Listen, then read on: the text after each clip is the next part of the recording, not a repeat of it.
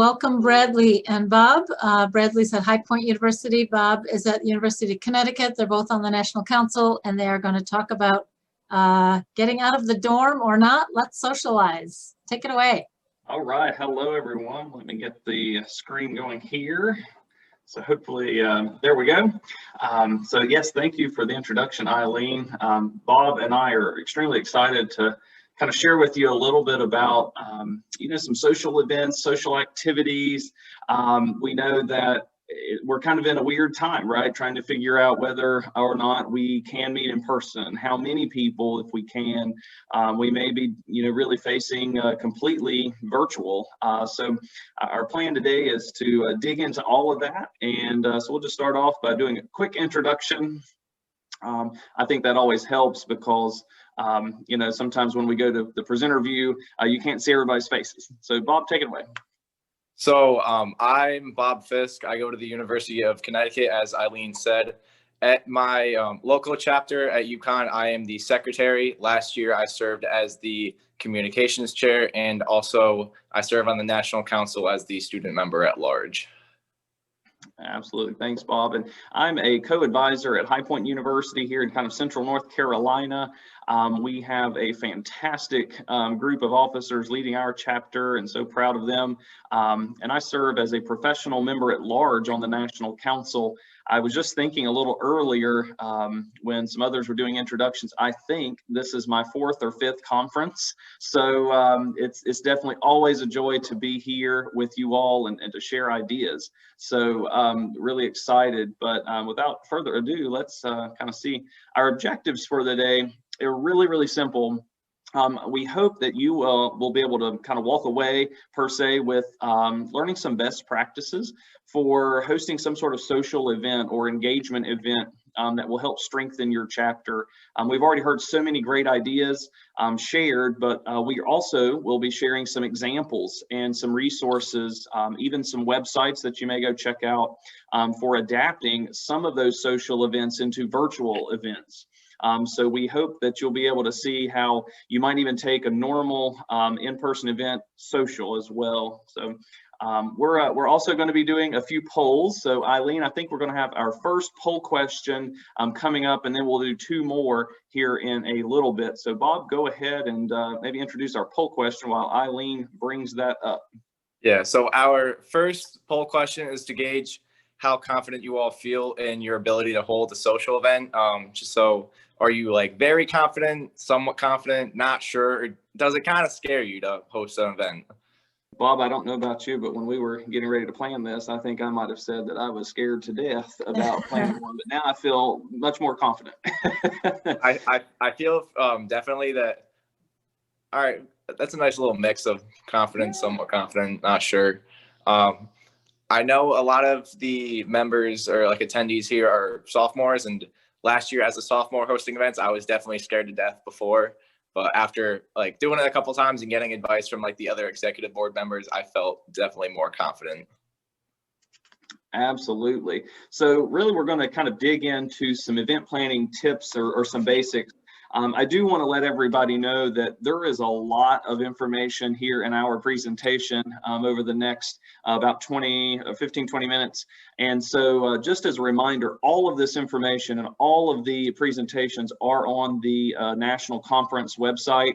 And so if you're not able to get everything or write everything down, make sure to go back and check out that website. So one of the things when I think about event planning or event management is, some people think, we can have an event here in about, maybe tomorrow afternoon, we'll send out an email or put something on our social and ta-da, we're done. But really, to planning a very successful event, there's so many different things that you have to think about.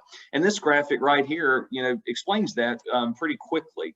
There's so many different things that you have to consider when planning, making reservations, getting everything communicated out, and then of course the day of, and maybe even follow up. So we're going to kind of just give you a few best practices in some of each one of these. I like to always say, consider your W's and an H. So the who, what, when, where, why, and how, all of those are really, really important. And just to kind of give a few examples. So under the who's your audience? Maybe who is the talent or the speaker? In our last session, we were talking about, one example was having a faculty lecture. So who is that person, that guest speaker? What is your topic or subject? Do you have a theme for maybe a series of events that you're doing? They could be a social, academic workshop. They could just be fun activities that you can still do in a socially distanced manner. They can even be virtual. Also, what is your budget? Even if your budget is a zero, you always need to keep that in mind. When, like what day of the week, what time of the day? Is it at the beginning of the semester, mid, late semester? Is it right after induction? Where, what type of venue are you looking at? Is it going to be kind of like a lecture hall? Is it an open ballroom, maybe indoors, outdoors? Is it going to be in person or virtual?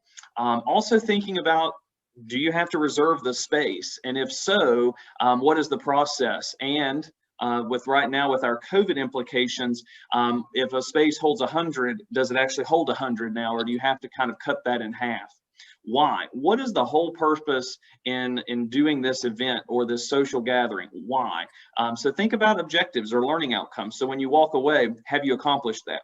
And of course, lastly, work a plan. Have some sort of plan and be able to work on that. And it's not just you. Make sure that you have a whole team to help you with that. So in event planning, there's something called the 8 Ps of event planning. And we're not going to go into each one of these, but these are all things that you want to consider. So project, people, price and plans, place, promotion, partners, and performance. If you ever thought you wanted some alliteration, there you go. So it's really important, but these are all different aspects of working that plan that I was talking about and considering each and every one of them individually. So in order to kind of dig into the W's and the P's, I've got some tips and best practices that I hope when Bob shares here in just a few moments some of the examples for you, you'll be able to see each and every one of these things included in all of these examples. So some of the tips and best practices. Number one, and this is probably the most important, start planning early and be proactive. One of the things that usually will impact an event from being successful is if it's last minute, and that you're relying on everybody else to do the work. And so that's where it means be proactive. Number two, maintain communication among everybody involved. That's your fellow officers, your chapter members, those guest speakers are talent. Even the other folks, like, do you need setup from maybe your campus maintenance or hospitality team? Do you have outside vendors that you're working on to bring some sort of materials? So always making sure you're communicating. Knowing your audience. The audience is the key. Are these new members? Are these prospective members? Is it maybe your seniors who are preparing to graduate and get a career or go on to graduate and professional school? Stick to that budget. You know, I mentioned even if your budget is zero, you always want to make sure you're sticking to that because it's really easy to spend money that you don't have. And so always make sure that that's something to think about. Especially right now with COVID, I know at High Point University, our Student Government Association is always passing bills and adding budget money to organizations and things like that. But one of the keys right now is we can't really travel. So there's no conferences, there's no academic trips. And so they've got money and they don't really know exactly what to do with it. So always know your budget. Build like an agenda or a meeting plan for that event and don't stray from it. When you do, you're going to get off topic. You're going to start to kind of stray and wander, and it won't be clear as to the why factor. Advertise in a multimodal approach. I think several people have mentioned earlier today about don't just do one thing, right? Don't just do flyers or emails or texts or social media, but do all of it. Because everybody gets information from different ways. And so the more kind of modes that you can communicate, the better. Think about the follow-up. So after your event's over, what kind of follow-up do you want to have? Do you want to have kind of like a call to action and people have to do something? Do you want to follow up with an event survey, maybe a 3-question event survey, like what did you like? What did you not like? How did you hear about it? Be creative and think outside the box. That's always the thing that I'm challenging anybody to do, is being creative and thinking outside the box. It doesn't have to be done the way it always has been done. I'm sure my fellow National Council members will agree. Back in the summer, I was the one who said, hey, let's go virtual. And everybody might have quickly cringed for a moment. But I think it's going really well. And of course, last but not least, document it. Remember, there's those Order of the Torch and Maintaining the Flame awards. So make sure you're documenting it. Photos, flyers, all kinds of things. It's really, really important. So kind of moving into the next section, we're going to have another poll. So Eileen, if you'll bring up poll question number 2, and Bob will introduce it. So our next poll question is, what kind of events is your ALD chapter currently holding? Are they only virtual, only in person? Are you hosting both of them or neither of them? We understand that some chapters, like a school as big as the University of Connecticut, currently we have less than 50% of all students on campus. So we are limited as for in-person engagement. So we are hosting virtual events, but for the few that are on campus, we are hosting a little bit in person too. But that's different for all colleges. I think it was the presentation before us at St. Anselm that they had like 90% of students on campus. So with different populations on campus and how much campus is holding, it creates different kinds of activities that you can do. So only virtual. Okay. Nice information. So one of the things that I would probably encourage Bob, as he's going to kind of talk about examples coming up next, really think about even the in-person events that you could take virtual, right? So it's really important to think about that. But awesome information. All right, we're going to do poll question number 3, I believe. Yes, our third and final poll question. So do you feel like your ALD chapter has the resources, which could be funds, space, communication tools that are available for social events? And this, for this question, Bob, one thing that I would suggest to our audience is that, if you don't know if you have these type of resources, I would definitely ask your chapter advisor, or maybe even, if your organization is a part of, say, the student government or some sort of campus organization entity, reaching out and asking for some of those resources or where to find some of those resources, really good to kind of, ask around, or even see what additional resources that may be new because of COVID.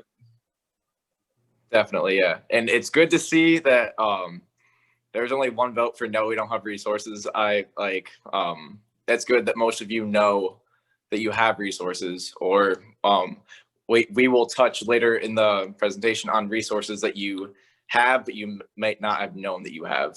So some event examples, as we will talk about, is first, there's service projects, which I'm not going to go into detail on service projects because we'll talk about that in the next presentation. But as for the social concept of service projects, it's really just to get your members out and volunteering together. So they can, if they have friends that are already in ALD, that's great because they get to volunteer with their friends and help out the community. But another aspect of that is they can go out and help the community with people they don't know, and they will become friends through sharing that service experience. And for the virtual kind of concept of that, if you do a virtual kind of fundraiser or anything for a nonprofit, you're reaching out to the people around you for fundraising money and stuff like that. So it's not exactly directly ALD members being social with each other, but it's really connecting you back to your community and other people that you might not talk to on a normal basis, but you're still able to have a chat with them and see how they're doing, and maybe they'll help sponsor you for some service project. So the next kind of event, these are the events that I really want to focus on, is relax and de-stress activities. I saw in the chat earlier that people were saying that popular events that they host are kind of these relax and de-stress activities, because it really gets people out of their dorms in a really calm space. People have midterms throughout the entire semester. and like different classes have different exams. So some people can be under like a lot of stress one week and like they want something to just help ease that burden. So I listed a couple on there. One that would be easy to switch into a virtual format is movie night. If anyone has tried a Netflix party during this COVID era, my chapter did it and it actually went really well in the spring. We had a lot of people still signing on to do Netflix parties because that was just an easy way that while everyone's home and like there's really not much to do at home, there's an opportunity to earn points. And there is a chat option on that, so they can still connect with like the ALD members. And then there's virtual bingo and Jeopardy that you can do right now if you're only virtual. There's also other activities. I'm going to read from a quick little list. There's like Jackbox games, there's online Pictionary, there's categories, and there's also like charades and Kahoot. So there's plenty of opportunities if you look up online to continue social events. And these activities like listed under the virtual events are like, don't have to just include ALD members. I want to echo what Travis said earlier about being like leaders on campus. And if you engage the whole campus, that can get like the word out about ALD. So all of these like Netflix parties, virtual bingo, like that has the capacity to host a lot of people. So even if it's, if you have like a group of say like 20 people, and if they all just bring one friend, that doubles your engagement. So you can think about opening up to like people past ALD. So the next event that we're going to talk about is academic presentations. Again, we just had a presentation on that before this, but for the social aspect of that, resumes and cover letter workshops, if they're, in person, you can group people up by, like major or like career field that they're going in. So you could have, say, all like the engineering majors, like in kind of like one section of the room, or like business majors in another section, stuff like that. And it's like a really good networking opportunity, because if they are all in like the same like interest or career field, it's good to let them get to know one another, especially like if they hadn't known each other before. It's good that like maybe like they're in the same class and like they didn't know each other's names. So it's good to have like to get them like talking and stuff. And that kind of translates to online if you want to host virtual like career or cover letter workshops as well. It would just be good if you kind of collect people's information on like majors beforehand, because like maybe you can go through a presentation on like what a good resume looks like and then put them in breakout groups like we did earlier, and they can be with people in like similar career paths. So it's a good networking opportunity in academic presentations. And the final type of event I'll talk about is new member recruitment. We also talked about that a little bit earlier about increasing visibility, but for like involvement fairs and tabling, if you're in person, it's really good. I have seen in the past to be able to connect one-on-one with a student.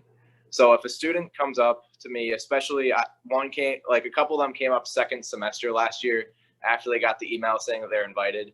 It was good to connect one-on-one in person with them, to be able to answer the questions they have instead of going back and forth in email. That could seem really robotic if it's an email, but if it's in person, it seems more like personal. But also what you can do for recruitment online, it's informational Zoom and WebEx calls. And if your university offers first year classes, like just first year students to get like acquainted to college, I know my college does, you can try to plug to the instructors there, because it's all probably under the first year programs bubble. You could tell them like plug ALD in there, especially towards the end of the semester when students are kind of like thinking about what their grades are going to look like, that you could just like plug like, hey, get a 3.5 or your top 20%, and like this is an opportunity for you. So next, we just want to share some resources if you didn't know that you had them. So we have The ALD website here, this is the online engagement part of it. Next, we have, this is the page for the conference. So everything that we go over today, like presentations and like best practices and all that stuff, that will all be on the website. So if you miss something today, like I know Bradley said earlier, we have a lot of information in our session, and the other information sessions do as well. All of that will be on the ALD website. Also, if you're ever looking for new ideas for events, feel free to go on the Order of the Torch and the Maintaining the Flame scrapbooks. Those are all great scrapbooks and a lot of new ideas and stuff. So if you're struggling to think, there's a couple ideas in there for like how to switch online, but mostly they're in person since most of the year last year was in person. And then we have additional resources. Like we have links to the Jeopardy and bingo games, a couple of TED Talks. If you saw that under the academic presentations, we said TED Talks because that also is just like a good, like credible sources, like speaking on like academic topics. So we listed a couple of TED Talks that we think are good. I know my professors always reference Angela Lee Duckworth's Grit video. And then for the new member recruitment, if you want to give out ALD swag like we're doing today, there's that. For the fundraiser, we left a punch card that like, if any of you have seen it before on like Instagram stories and stuff for fundraising, people can do that to get the word out that they're fundraising. So at this point in the presentation, me and Bradley will open it up to questions, and we both left our contact information. If after the presentation's over, you still want to contact us about stuff, you can do that as well. A quick comment there, you know, Bob actually went through some of those that were just recent award winners, and that's where we pulled some of these ideas from. So, yeah. You know, in my field, there's a professional organization, and we like to lovingly take the 4-letter acronym and call it copy and share everything. So it's CASE. And so I really encourage all of the participants to, reach out to other chapters, find out what works for them and share it, right? I think even Anthony mentioned that earlier today. Yeah, I was just going to mention Anthony's comment about stealing, sharing, whatever, borrowing. But there's so many great things happening across the country with our chapters, and those Torch scrapbooks they're the award-winning chapters, and it's just chock full of ideas and examples of what those chapters do. And there's years worth of scrapbooks. You could look for the past 5 years, you'll see, 20, 30, 40, 50 scrapbooks. So highly recommend. That's a great point, Bob, that you shared that page there, and Trish shared the link. I also like the point you made about going back in years, because events do change over years. So if I, like my school hosts like one event this year, it might be a different event next year. So going back a couple of years, you can get like a really good idea of everything that you can do. Right. There might be some, I think it's not a caution really, but more of a sort of a tip, I guess, is that if you're sitting here thinking these all sound great and they're great ideas, but we plan them and nobody comes. Like, so what do we, we might have all these great ideas, and I hear that a fair amount, that how do you get them to actually come? So if you had I have one quick thought on that, but I don't know if you have any thoughts on that. What sort of gets people to these events?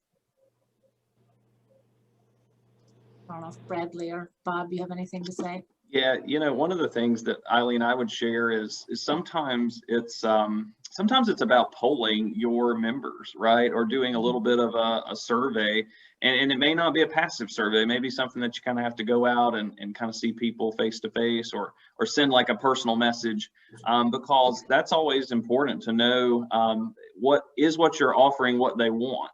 If it's not what they want, they're probably not going to show up. Time, day or day of the week, if it's not when people are available, then again, they're not going to be able to show up.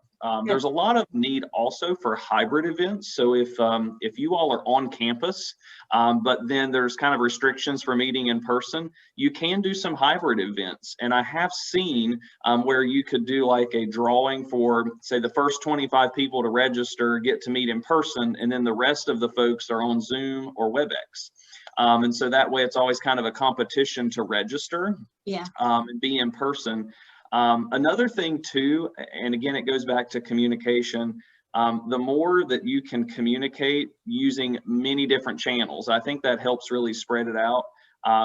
You know, I'm kind of in the Facebook generation, but I know not everybody that is college age student is.